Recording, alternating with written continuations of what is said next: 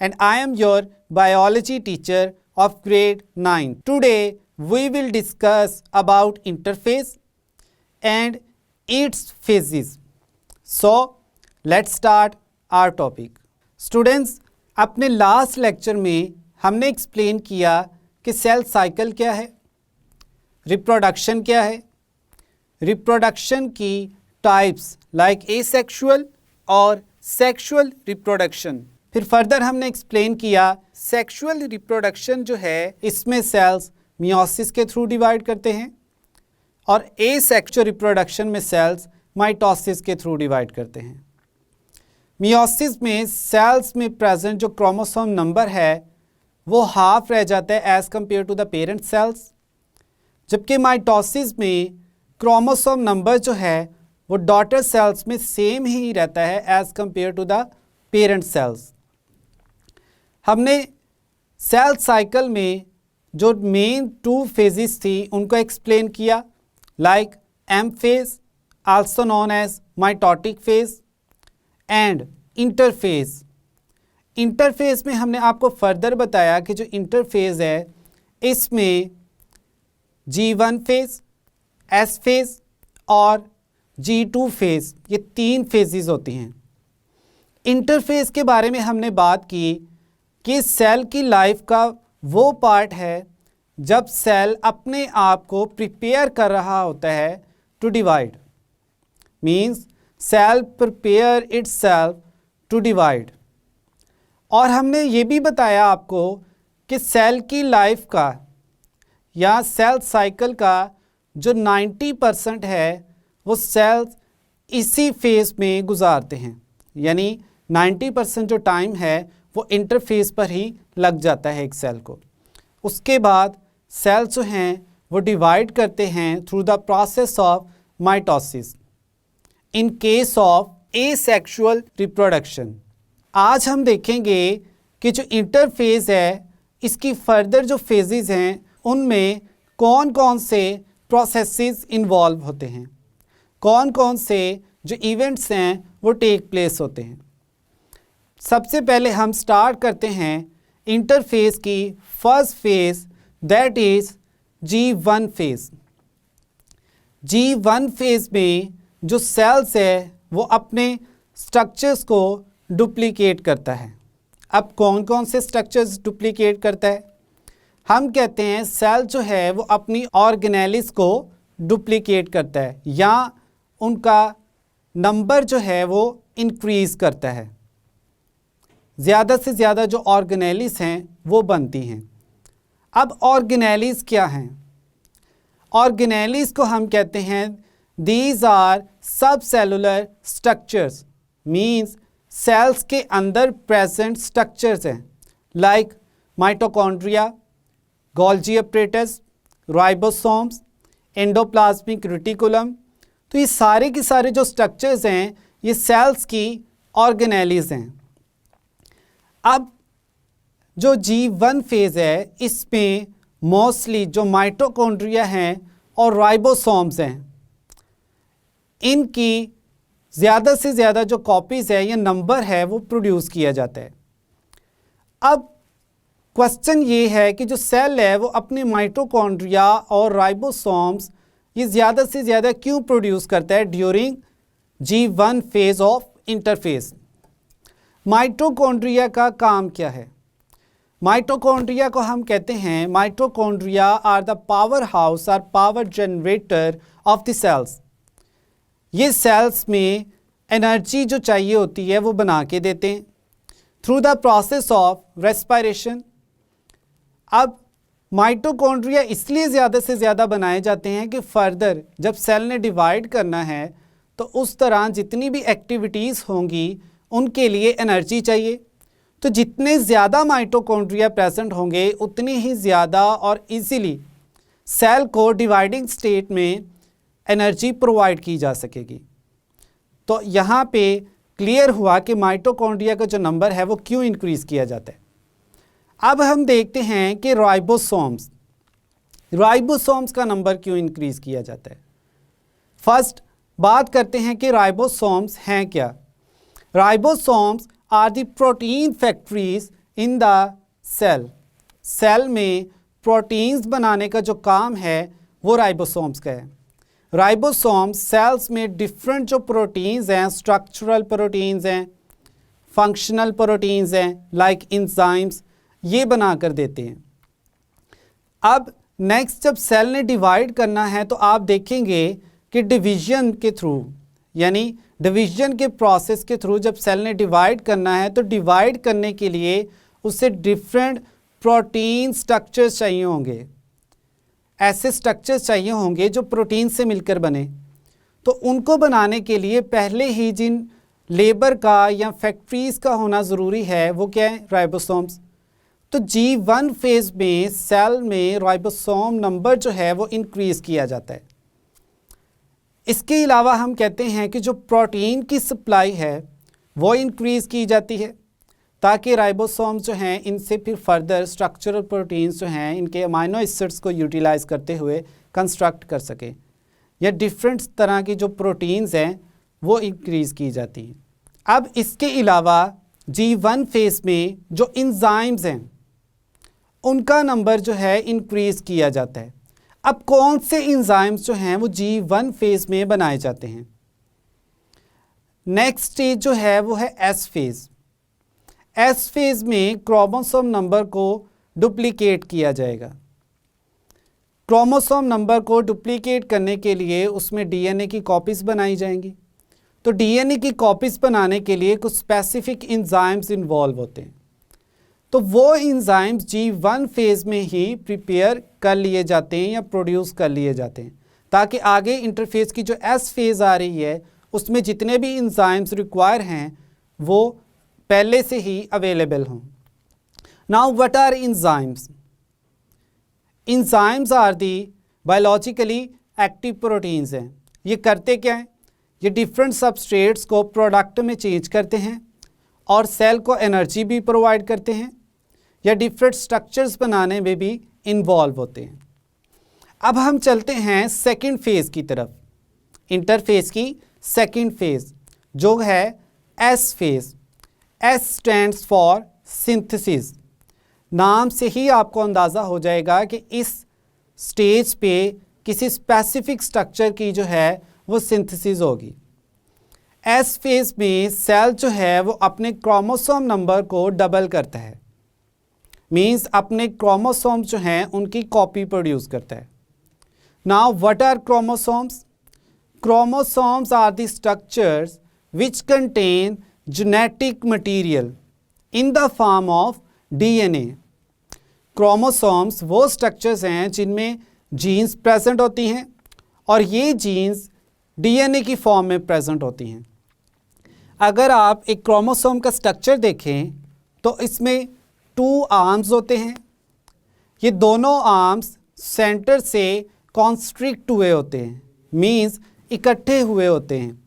Centre पे एक structure होता है जो इन दोनों आर्म्स को इकट्ठा करता है या कॉन्स्ट्रिक्ट करता है। उस स्ट्रक्चर को हम कहते हैं सेंट्रोमियर। और क्रोमोसोम्स के जो दोनों आर्म्स हैं इनको हम कहते हैं क्रोमेटिड्स। इमेज में आप इन तीनों स्ट्रक्चर्स को क्लियरली देख सकते हैं। 2 arms which are known as chromatids and at the centre is present a structure known as centromere.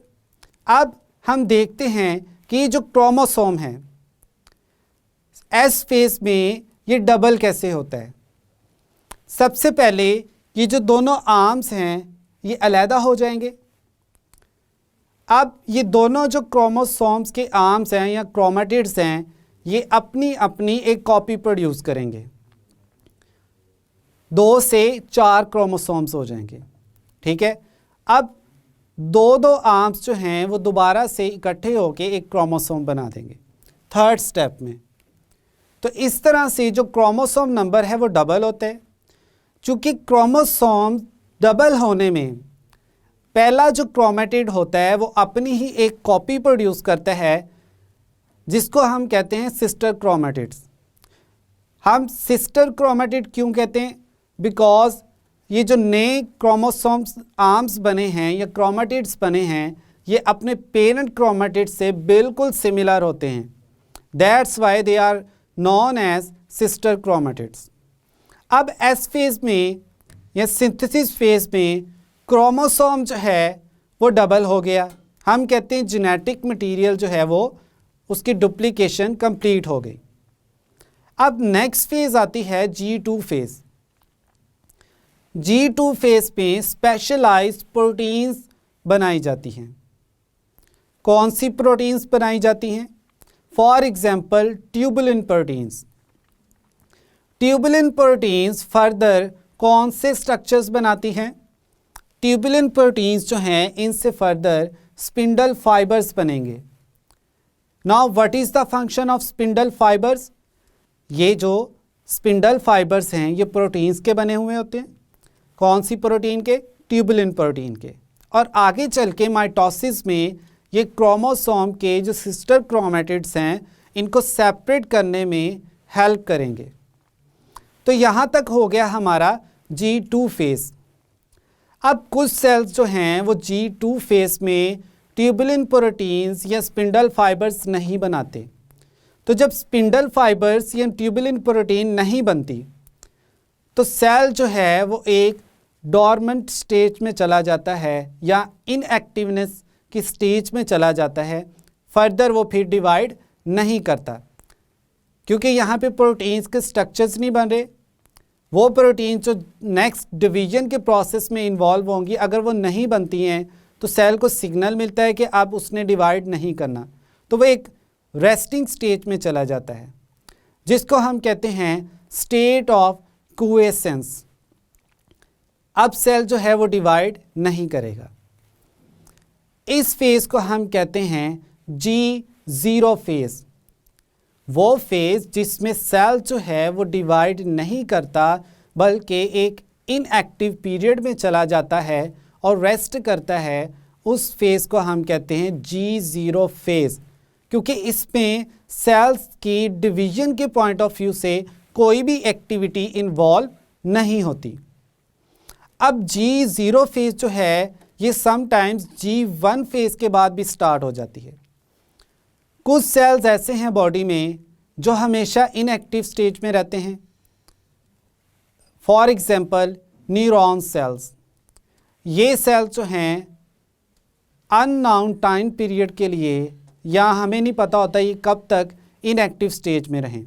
हो सकता है सारी की सारी जो सेल की लाइफ है वो इसी इनएक्टिवनेस में गुजर जाए। इनएक्टिवनेस का मतलब ये नहीं है कि वो सेल कोई काम ही नहीं करेगा, वो अपना स्पेसिफिक फंक्शन जो है लाइक न्यूरॉन सेल्स जो हैं वो बॉडी के डिफरेंट पार्ट से मैसेज को ब्रेन तक पहुंचाते हैं।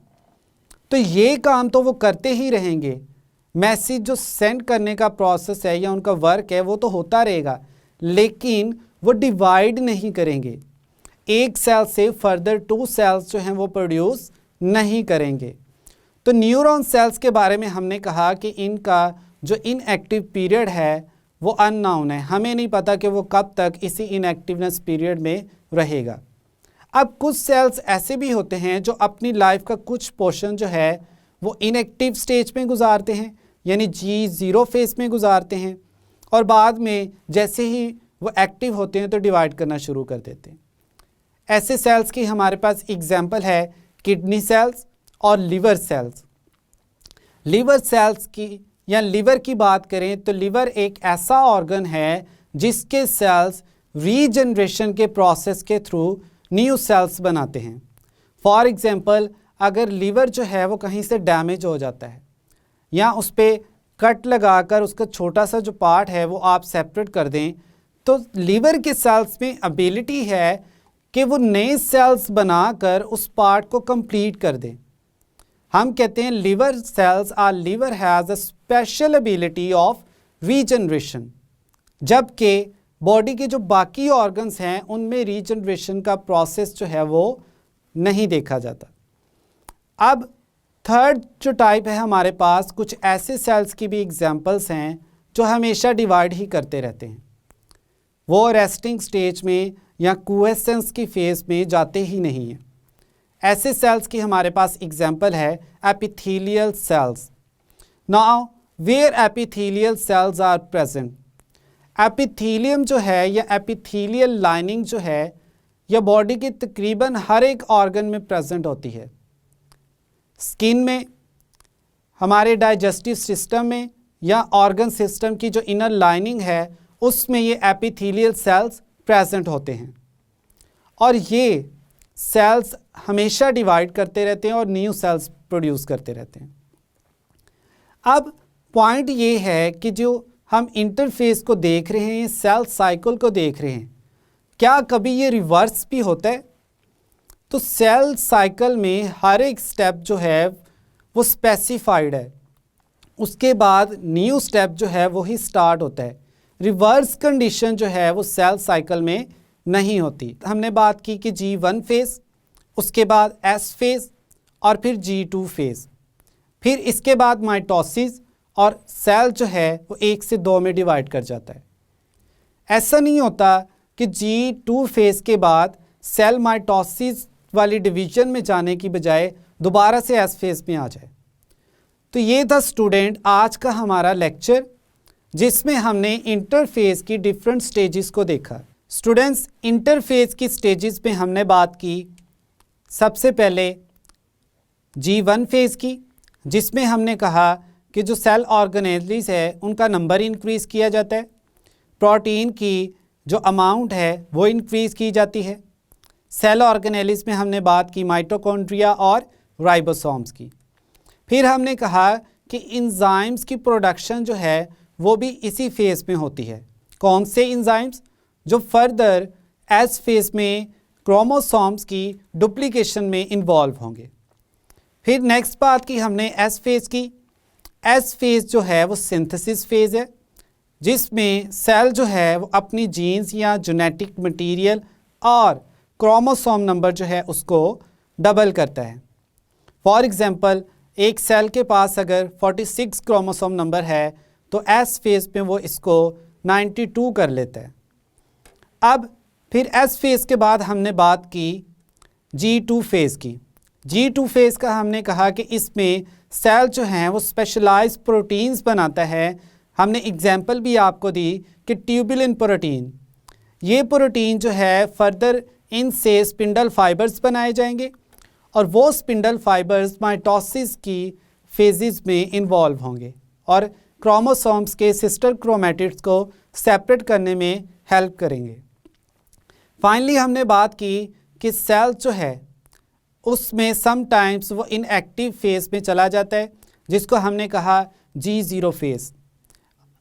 इस फेज़ में सेल जो है वो डिवाइड नहीं करता, लेकिन अपना जो स्पेसिफिक फंक्शन है वो ज़रूर परफॉर्म करता है। इसमें हमने 3 तरह के सेल्स देखे। एक न्यूरॉन सेल्स जो कि बिल्कुल डिवाइड नहीं करते, हमेशा नॉन डिवाइडिंग स्टेज में रहते हैं। दूसरा हमने कहा किडनी और लिवर के सेल्स जो कुछ टाइम जो है वो नॉन डिवाइडिंग स्टेज में गुजारते हैं और फिर बाद में डिवाइड करके न्यू सेल्स भी बनाते हैं। फाइनली हमने बात देखा कि जो एपिथेलियल के सेल्स हैं जो कि हमेशा डिवाइड करते रहते हैं और इनका हमने आपको ये भी बताया कि कहाँ प्रेजेंट होते हैं। फिर हमने बात की कि जो सेल साइकिल है इसमें जो इवेंट्स हैं वो बड़े स्पेसिफाइड हैं। एक फेज़ के बाद दूसरी फेज़ आती है, कंसेक्यूटिव फेज़ जो है। ऐसा नहीं होता कि सेल साइकिल जो है वो रिवर्स हो जाए। तो ये था स्टूडेंट आज का हमारा लेक्चर, जिसमें इंटरफेस उसकी डिफरेंट फेजेस को हमने डिटेल में एक्सप्लेन किया। I hope now you have a clear idea about interface. मिलते हैं नेक्स्ट लेक्चर में। अल्लाह हाफिज़।